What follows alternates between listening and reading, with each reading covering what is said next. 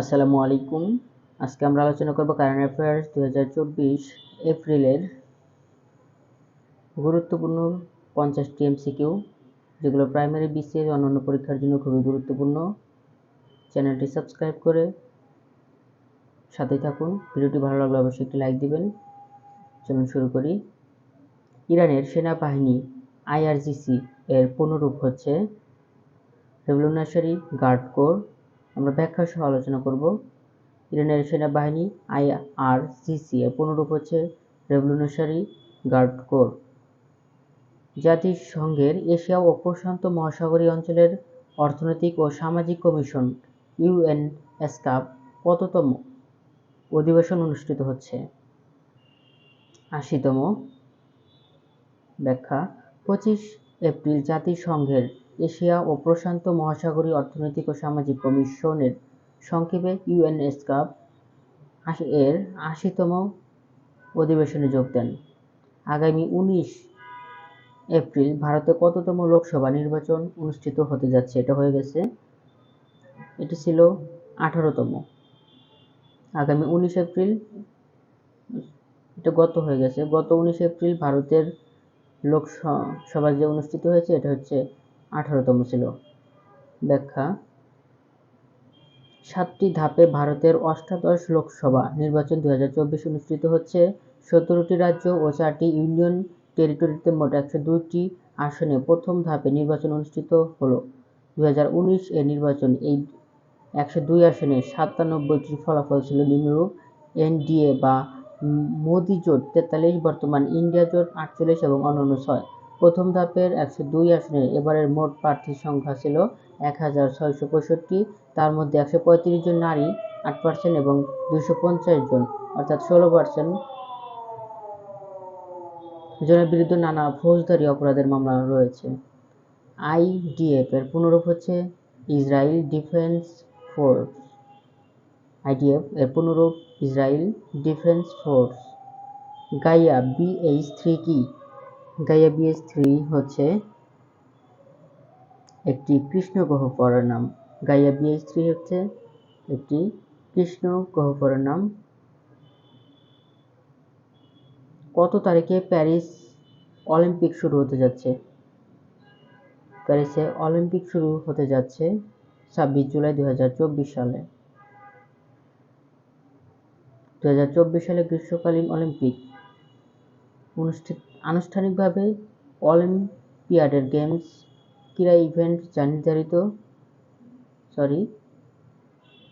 সাধারণত প্যারিস 2024 নামে পরিচিত একটি আসন্ন আন্তর্জাতিক বহু ক্রীড়া ইভেন্ট যা নির্ধারিত হয় ফ্রান্সে 26 জুলাই থেকে 11 আগস্ট 2024 পর্যন্ত অনুষ্ঠিত হবে। আটলান্টিক কাউন্সিলের প্রতিবেদন মতে 164 দেশের মধ্যে সমৃদ্ধি সূচকে বাংলাদেশের অবস্থান 99তম। আটলান্টিক কাউন্সিল প্রতিবেদন মতে 164টি দেশের মধ্যে সমৃদ্ধি সূচকে বাংলাদেশের অবস্থান 99তম। স্বাধীনতা ও সমৃদ্ধির বৈশ্বিক সূচকে বাংলাদেশ পিছিয়ে আছে। যুক্তরাষ্ট্রের গবেষণা প্রতিষ্ঠান আটলান্টিক কাউন্সিলের বার্ষিক প্রতিবেদনে বলা হয়েছে, স্বাধীনতা সূচকে 164টি দেশের মধ্যে বাংলাদেশের অবস্থান 141তম এবং সমৃদ্ধি সূচকে 99তম। বাংলাদেশের অধিকাংশ ক্ষেত্রে স্বাধীনতা বঞ্চিত এবং সমৃদ্ধি সূচকে অধিকাংশ ক্ষেত্রে সমৃদ্ধ নয় বলে উল্লেখ করা হয়েছে। আইএমএফ এর প্রধান ক্রিস্টালিনা জর্জিয়েভা কোন দেশের অধিবাসী? বুলগেরিয়ার। দ্বিতীয় দফায় দায়িত্ব পালনের সুযোগ পেলেন তিনি সম্মানিত হবেন। আইএমএফ এর প্রধান হিসেবে ক্রিস্টালিনা জর্জিয়েভাকে সমর্থনকারী অন্যতম দেশ ফ্রান্স। সোমালিয়ার জলদস্যুদের হাতে জিম্মি হওয়া বাংলাদেশি জাহাজ এমভি আবদুল্লাহ কবে মুক্ত করা হয়? মুক্ত করা হয় 14 এপ্রিল 2024 সালে। এর আগে 2010 সালে 5 ডিসেম্বর আরব সাগরে সোমালিয়ার জলদস্যুদের কবলে পড়েছিল একই প্রতিষ্ঠানের জাহাজ এমভি জাহান মনি। এই জাহাজের 25 জন বাংলাদেশি নাবিকের পাশাপাশি এক ক্যাপ্টেন স্ত্রী সহ 26 জনকে 100 দিন জিম্মি করে রাখা হয়েছিল। সরকারি উদ্যোগে নানা প্রক্রিয়া 2011 সালে 14 মার্চ জিম্মিদের মুক্তি দেওয়া হয়। বিশ্ব ঐতিহ্য দিবস পালিত হয় 18 এপ্রিল। বিশ্ব ঐতিহ্য দিবস পালিত হয় 18 এপ্রিল। প্রতি বছর 18 এপ্রিল তারিখে বিশ্ব ঐতিহ্য দিবস পালন করা হয়। এর লক্ষ্য হল মানব ঐতিহ্য সংরক্ষণ এবং এর প্রাসঙ্গিক প্রতিষ্ঠানগুলোর প্রচেষ্টাকে কুর্নিশ করা। স্মৃতিস্তম্ভ ও দর্শনীয় স্থান কাউন্সিল ICOMOS 1992 সালে 18 এপ্রিলকে বিশ্ব সংরক্ষণ দিবস হিসেবে ঘোষণা করেছিল। টাইমস স্কয়ার অবস্থিত নিউ ইয়র্কে। টাইমস স্কয়ার মার্কিন যুক্তরাষ্ট্রের নিউ ইয়র্ক শহরের কেন্দ্রস্থলে ম্যানহাটনের অবস্থিত একটি সড়ক চত্বর। টাইমস স্কয়ার নিউ ইয়র্ক শহরের অন্যতম প্রধান বাণিজ্যিক এলাকা। একে পৃথিবীর সড়ক সংযোগস্থল বলা হয়। এটি বিশ্বের অন্যতম ব্যস্ত পথচারী সংযোগস্থল এবং বিশ্ব বিনোদন শিল্পের অন্যতম প্রাণকেন্দ্র। কত সালে বাংলাদেশে কৃষি জমি সুরক্ষা ও ব্যবহার আইন প্রণীত হয়? 2016 সালে। কত সালে বাংলাদেশের কৃষি জমি সুরক্ষা ও ব্যবহার আইন প্রণীত হয়? 2016 সালে।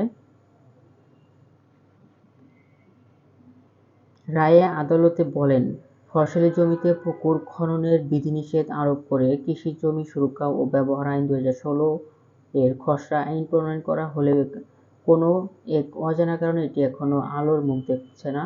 বাংলাদেশের কৃষি জমি, বনভূমি, টিলা, পাহাড় ইত্যাদি সুরক্ষার জন্য আইনটি দ্রুত জাতীয় সংসদ কর্তৃক পাস হওয়া অতি আবশ্যক। ইরানের বর্তমান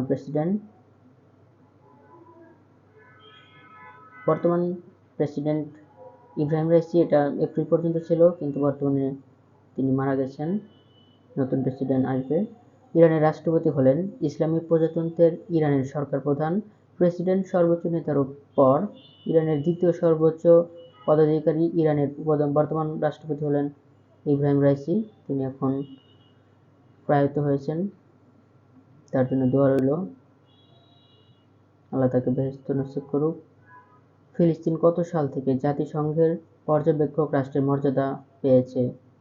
2012 সাল থেকে। জাতিসংঘের সদস্য না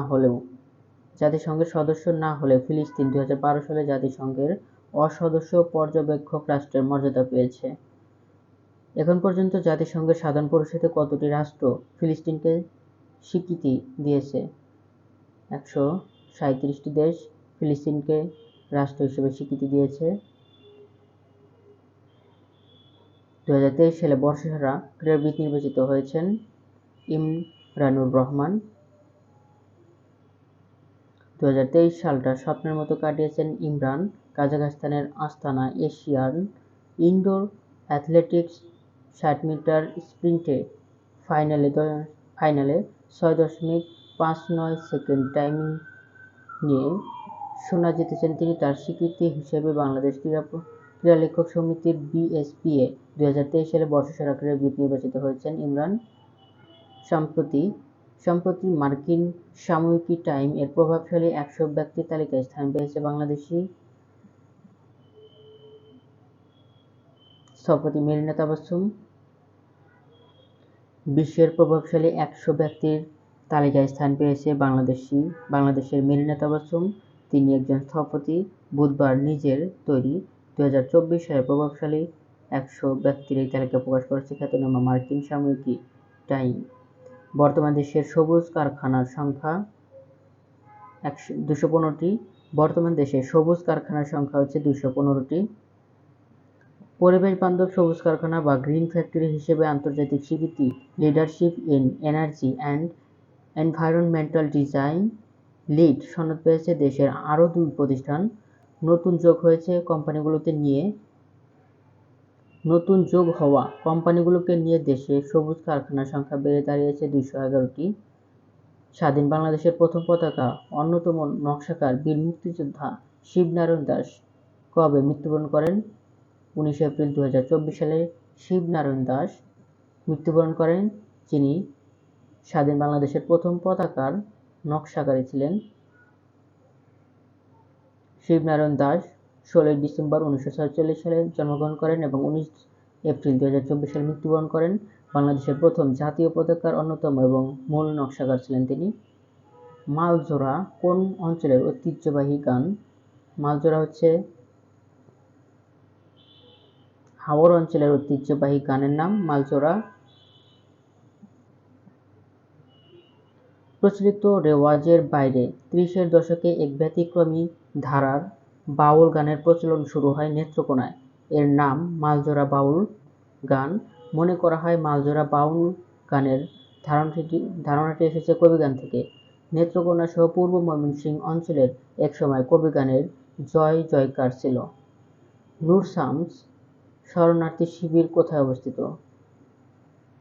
নূর শামস শরণার্থী শিবির এটি অবস্থিত পশ্চিম তীর, ফিলিস্তিনে।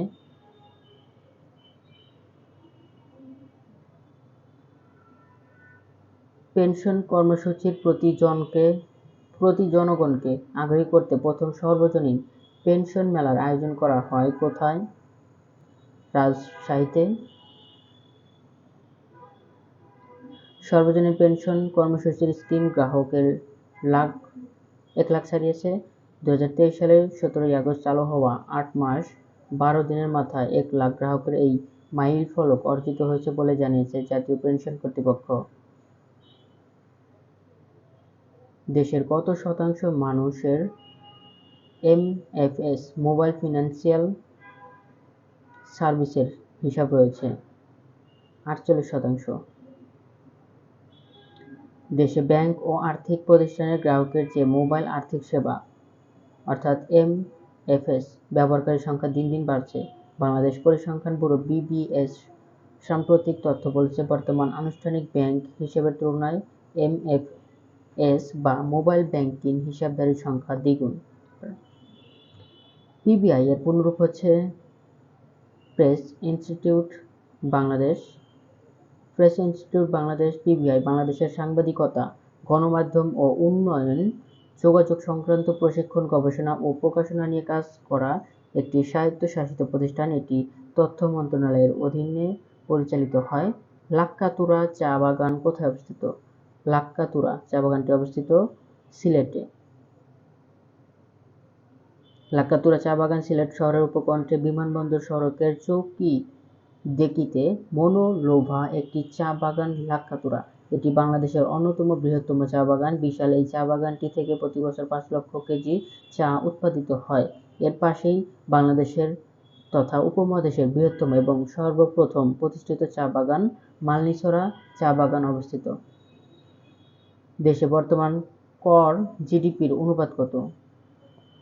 10.4%।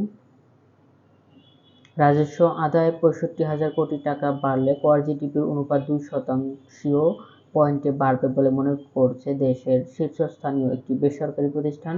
এতে কর জিডিপির অনুপাত 10.4%তে উন্নীত হবে। বাংলাদেশে ভোক্তা অধিকার সংরক্ষণ আইন কত সালে প্রণীত হয়? ভোক্তা অধিকার সংরক্ষণ আইন প্রণীত হয় 2009 সাল থেকে। ভোক্তা অধিকার সংরক্ষণ আইন 2009 এর মাধ্যমে জাতীয় ভোক্তা অধিকার সংরক্ষণ অধিদপ্তর প্রতিষ্ঠিত হয়। এই আইনের অধীনে জাতীয় ভোক্তা অধিকার সংরক্ষণ পরিষদ প্রতিষ্ঠিত হয়। একজন মহাপরিচালক ভোক্তা অধিকার সংরক্ষণ অধিদপ্তর এর নেতৃত্ব দেন। নিরাপত্তা পরিষদে আনীত ফিলিস্তিনের পূর্ণ সদস্য পদ প্রদানের প্রস্তাবের বিপক্ষে ভোট দিয়েছে কোন দেশ? যুক্তরাষ্ট্র। ইসরায়েলের মিত্র দেশ যুক্তরাষ্ট্র এ পদক্ষেপ বাদ সাধতে পারে, কারণ জাতিসংঘ নিরাপত্তা পরিষদে এই ভোটাভুটির মধ্য দিয়ে কার্যত ফিলিস্তিন রাষ্ট্রের স্বীকৃতি পাবে। নিরাপত্তা পরিষদে ফিলিস্তিন রাষ্ট্রকে জাতিসংঘের সদস্য হিসেবে স্বীকার করে নেওয়ার সংক্রান্ত খসড়া প্রস্তাব পাস হতে এর পক্ষে অন্তত 9টি ভোট প্রয়োজন এবং যুক্তরাষ্ট্র, যুক্তরাজ্য, ফ্রান্স, রাশিয়া কিংবা চীনের কোনো ভেটো পড়া যাবে না। অর্থাৎ স্থায়ী 5টি দেশের ভেটো পড়া যাবে না। এখানে সবগুলো রাষ্ট্রেরই অনুমোদন নিতে হবে। শেখ মুজিবুর রহমান প্রথম কত সালে আওয়ামী লীগের সভাপতি নির্বাচিত হয়? 1966 সালে এবং 1953 সালে আওয়ামী লীগের প্রথম সাধারণ সম্পাদক নির্বাচিত হন। 1972 সালে আওয়ামী লীগের কমিটিতে জাতির পিতা বঙ্গবন্ধু শেখ মুজিবুর রহমানের সভাপতি 1972 সালে আওয়ামী লীগের কমিটিতে জাতির পিতা বঙ্গবন্ধু শেখ মুজিবুর রহমান সভাপতি এবং জিল্লুর রহমান সাধারণ সম্পাদক নির্বাচিত হন। এটা 1972 সালে এবং 1963 সালে প্রথম সভাপতি হয়। 1975 সালে বঙ্গবন্ধুর হত্যার পর প্রায় 4 বছর কারাবন্দী ছিলেন। পরবর্তী সময়ে আওয়ামী লীগ সরকারের স্থানীয় সরকার পল্লী উন্নয়ন ও সমবায় মন্ত্রী ছিলেন। ঢাকা এলিভেটেড এক্সপ্রেসওয়ের মূল দৈর্ঘ্য 19.73 কিলোমিটার। ঢাকা এলিভেটেড এক্সপ্রেসওয়ের মূল দৈর্ঘ্য 19.73 কিলোমিটার। র্যাম সহ এর দৈর্ঘ্য বাড়বে 46.73 কিলোমিটার। পুরো কাজ শেষ হলে মোট 31টি র্যাম দিয়ে এক্সপ্রেসওয়েতে যানবাহনের ওঠানামার সুযোগ হবে। বাংলাদেশের প্রথম সিঙ্গেল সেল জিনোমিক ডাটা সংশ্লেষণ করেছেন কোন প্রতিষ্ঠান? Child health research foundation. অণুজীব বিজ্ঞানী সেঁজুতি সাহার নেতৃত্বে বাংলাদেশের প্রথম সিঙ্গেল সেল জিনোমিক ডাটা সংশ্লেষণ করেছেন চাইল্ড হেলথ রিসার্চ ফাউন্ডেশনের বিজ্ঞানীরা। তারা চান জাকারবার্গ ইনস্টিটিউটের অর্থায়নে শিশুদের নাক ও মুখের মিউকোসার কোষের অ্যাটলাস তৈরির একটি আন্তর্জাতিক প্রকল্পের অংশ হিসেবে কাজ করেছেন। এই গবেষণার সঙ্গে যুক্ত আছেন যুক্তরাষ্ট্রের হার্ভার্ড বিশ্ববিদ্যালয়, MIT ও বোস্টন চিলড্রেন্স হসপিটালের বিজ্ঞানীরাও। বাংলাদেশের অভ্যন্তরীণ নৌ পরিবহন কর্পোরেশন প্রতিষ্ঠিত হয় 1972 সালে। বাংলাদেশের অভ্যন্তরীণ নৌ পরিবহন কর্পোরেশন প্রতিষ্ঠিত হয় 1972 সালে। তৎকালীন পূর্ব পাকিস্তান শিপিং কর্পোরেশন ও 9টি বেসরকারি প্রতিষ্ঠান নিয়ে 1972 সালে প্রতিষ্ঠিত হয় স্বায়ত্তশাসিত বাণিজ্যিক প্রতিষ্ঠান BIWTC। প্রতিষ্ঠানটির কাজ অভ্যন্তরীণ, উপকূলীয় ও আন্তর্জাতিক নৌপথে যাত্রী, পণ্য পরিবহন ও যানবাহন পারাপার করা। যাত্রাকালে প্রতিষ্ঠানটির মোট জলযান ছিল 608টি। কমতে কমতে বর্তমান জলযানের সংখ্যা 182টি। এর মধ্যে আবার 55টি জলযান বিক্রি করে অথবা মেরামতের চেষ্টা চলছে। বিশ্বের সবচেয়ে সুখী দেশ হচ্ছে ফিনল্যান্ড। 20 মার্চ আন্তর্জাতিক সুখ দিবস। জাতিসংঘের সাধারণ পরিষদে 2012 সালে 12 জুলাই এই দিনটিকে সুখ দিবসের সিদ্ধান্ত হয়। টানা সপ্তমবারের মতো বিশ্বের সবচেয়ে সুখী দেশ হিসেবে নাম উঠে এসেছে ফিনল্যান্ডের। 2024 সালে প্রতিবেদন বাংলাদেশ 129তম সুখী দেশ। ইউরোপের সবুজ রাজধানী বলা হয়।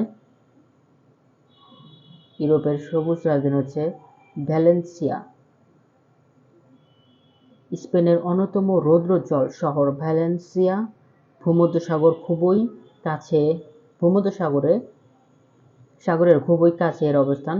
সম্প্রতি ইউরোপিয়ান কমিশনের কাছ থেকে শহরটি ইউরোপের সবুজ রাজধানী হিসেবে খেতাব পেয়েছে। এজন্য ইউরোপিয়ান কমিশনের পক্ষ থেকে শহরটিকে 50 লাখ বর্গ মিটার সবুজ এলাকা থাকার বিষয়টি উল্লেখ করা হয়েছে। কমিশনের প্রতিবেদন অনুযায়ী শহরটিকে বাসিন্দাদের মধ্যে 97% সবুজ ঘেরা এলাকায় 300 মিটারের মধ্যে বসবাস করে। এর আয়তন 134.6 বর্গ কিলোমিটার। হংকংয়ে কত সালে চীনের জাতীয় নিরাপত্তা আইন আরোপ করা হয়? 2020 সালে।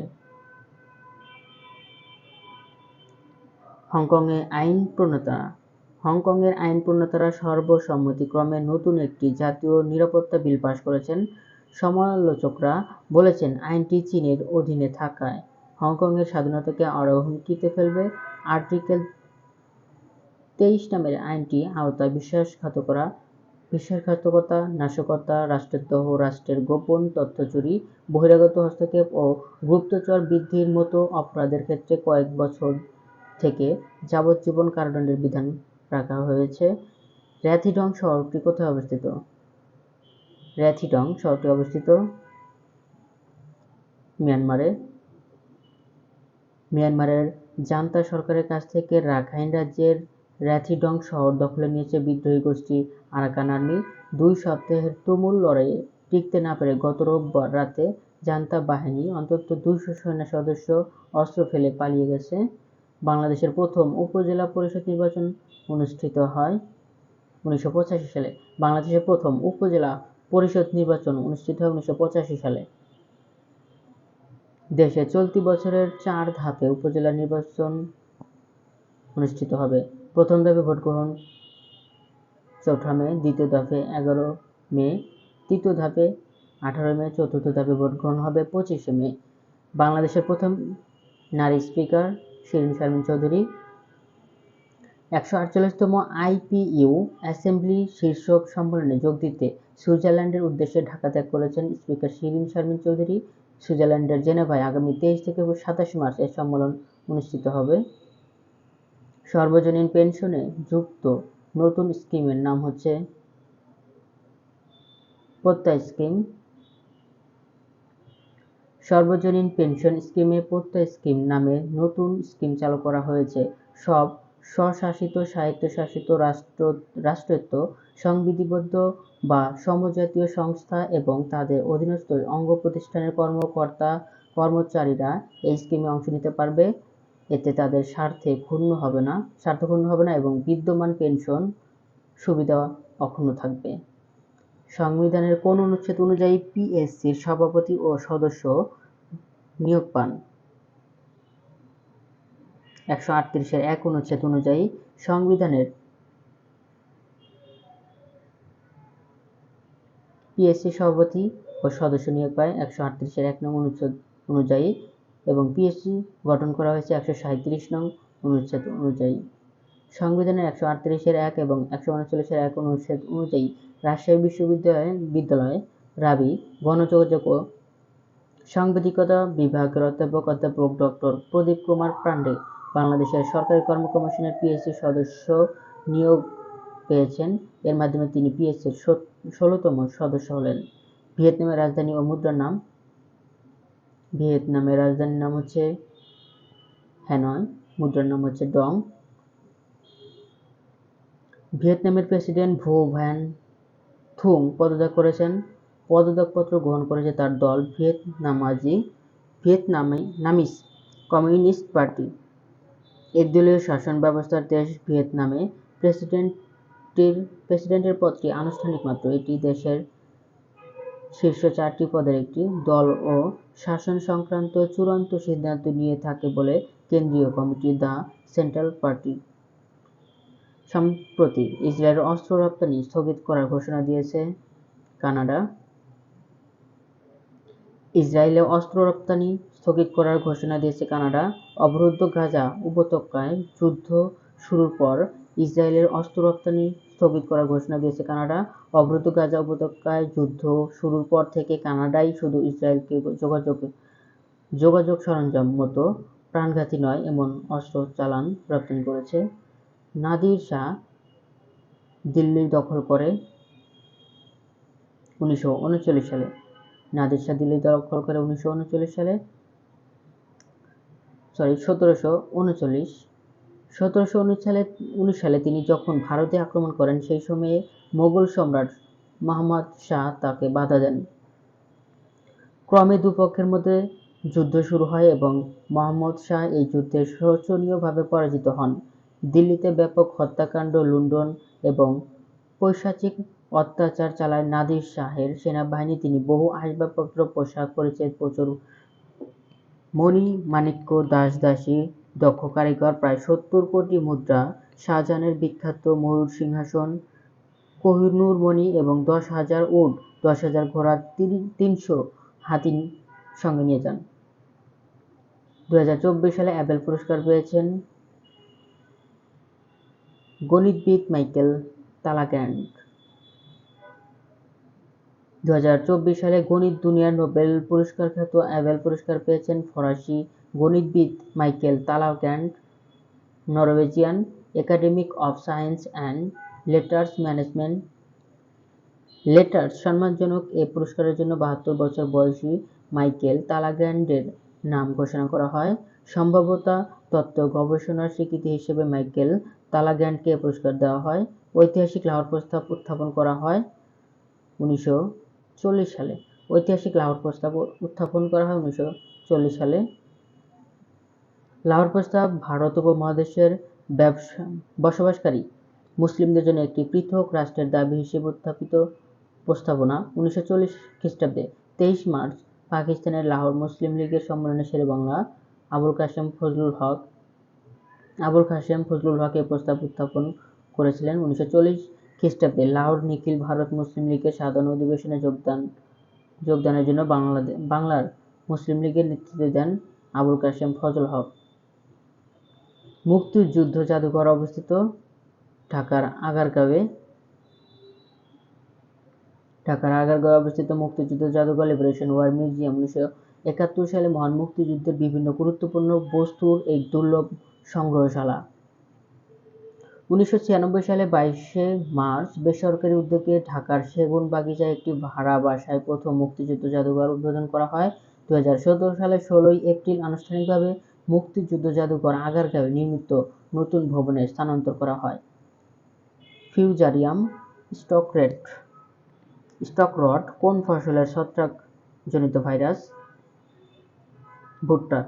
ফিউজারিয়াম স্টক রট এটা হচ্ছে ভুট্টার ভাইরাসের নাম। চুয়াডাঙ্গায় ভুট্টা ক্ষেত ব্যাপকভাবে ছড়িয়েছে ছত্রাকজনিত ফিউজারিয়াম স্টক রট নামের এক ধরনের ভাইরাস। গত কয়েক বছরের মধ্যে এবারেই সবচেয়ে বেশি আক্রমণ করেছে ভাইরাসটি। এতে একরের পর একর ভুট্টা গাছ বিবর্ণ হয়ে শুকিয়ে যাচ্ছে, পচে যাচ্ছে। শেকড়, গোড়া ও কাণ্ড ওষুধ ও কীটনাশক স্প্রে করেও মিলছে না প্রতিকার। কে ঢাকার নাম জাহাঙ্গীরনগর রাখেন? ইসলাম খান ঢাকার নাম রাখেন জাহাঙ্গীরনগর। এখানে একটা টেকনিক, ইসলাম খান এবং শায়েস্তা খানের মধ্যেই অনেক সময় প্যাচ লাগে। টেকনিক হচ্ছে ইসলাম খান দুটি মাত্র উল্লেখযোগ্য কাজ করছেন, বাকি সব কাজ করেছে হচ্ছে শায়েস্তা খান। মনে রাখবেন ইসলাম খান ঢাকার নামকরণ করেন জাহাঙ্গীরনগর আর ধোলাইখাল খনন করে হচ্ছে ইসলাম খান। আর বাকি যত প্রশ্ন আসবে সবগুলোতে শায়েস্তা খান দিয়ে দিবেন, ইনশাল্লাহ 100% কমন পাবেন, নাম্বার পেয়ে যাবেন। ইসলাম খান বাংলার সুবাদারি পেয়েছিলেন 1608 সালে, ঢাকায় এসে পৌঁছান 1610 সালে। তার প্রকৃত নাম শেখ আলাউদ্দিন চিশতি। দিল্লির বিখ্যাত সাধক শেখ সেলিম চিশতি ছিলেন তার দাদা। সম্রাট জাহাঙ্গীরের প্রিয় পাত্র ছিলেন আলাউদ্দিন চিশতি। সম্রাট তাকে ইসলাম খান উপাধি দিয়ে সুবাদার করে পাঠান, আর সুবাদারও তার প্রিয় সম্রাটের নামে বাংলার রাজধানী শহরটির নামকরণ করেছিলেন জাহাঙ্গীরনগর। বর্তমান দিল্লির মুখ্যমন্ত্রীকে? বর্তমান দিল্লির মুখ্যমন্ত্রী হচ্ছে অরবিন্দ কেজরিওয়াল। দিল্লির মুখ্যমন্ত্রী ও আম আদমি পার্টির প্রধান অরবিন্দ কেজরিওয়ালকে গ্রেপ্তার করেছে ভারতের আর্থিক অনিয়মের অভিযোগে তদন্তের কেন্দ্রীয় সংস্থা এনফোর্সমেন্ট ডিরেক্টর। ভারতের কেন্দ্রীয় সরকারের নিয়ন্ত্রণাধীন ইডির কর্মকর্তারা আবগারি নীতি মামলায় গ্রেপ্তার করা হয়। ভারতের ইতিহাসে মুখ্যমন্ত্রীর পদে থাকা অবস্থায় প্রথম ব্যক্তি হিসেবে গ্রেপ্তার হলেন কেজরিওয়াল। সম্প্রতি ইসলামিক স্টেট খোরাসান ISK কোথায় প্রাণঘাতী হামলা চালায়? মস্কো, রাশিয়াতে। শুক্রবার সন্ধ্যায় রাশিয়ার রাজধানী মস্কোর ক্রাসনোগরস্ক এলাকায় ক্রোকাস সিটি হল অ্যান্ড শপিং সেন্টারে IS-এর ভয়াবহ বন্দুক ও বোমা হামলায় প্রায় শতাধিক নিহত হয়েছেন, আহত হয়েছেন আরও বহু মানুষ। এই ভবনটি অডিটোরিয়াম পিকনিক নামের একটি রুশ ব্যান্ডের কনসার্ট ছিল।